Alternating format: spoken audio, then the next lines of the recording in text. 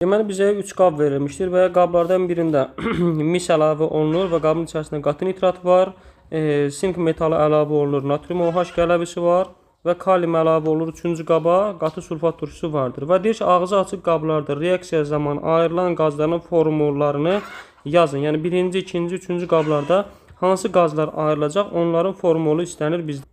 Belə ki, birinci qabda gedən prosesi deməli nəzər yetirsək, mis metalının üzərinə gəlsək, qatı nitrat turşusu HNO3, qatı nitratını alsaq, bu zaman alınacaq deməli maddələr mis 2 nitrat alınacaqdır. Əlbəttə ki, kuprum NO3 2 plus NO2 qazı alınacaq buradan və plus su H2O olacaqdır. Və deyir ki, ayrılan qazların birinci qabda burada görürük qaz halında olan bir dənə NO2-dir, NO2 qazıdır.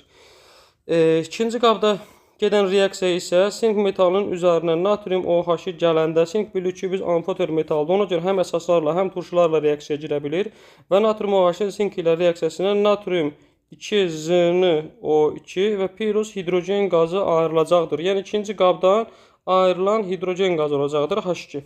Üçüncü qabda isə kalium metalının üzərinə qatı sulfat turşusu gələndə H2SO4 və aktiv metallar qatı sulfat turşusu reaksiyaya daxil olan zaman kaliumun 2SO4 plus H2 qazı verir. Aktiv metallar qatı sulfat ilə reaksiyaya daxil olan zaman H2 qazı ayırır.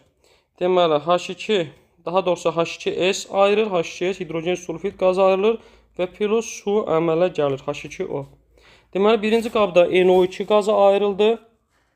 Onu daha beynəlxalq yolla adlandırsaq, azot 4 oksid, sonra hidrogen qazı və hidrogen sulfid qazı ayrılacaqdır bu qablardan ardıcıllıq ilə.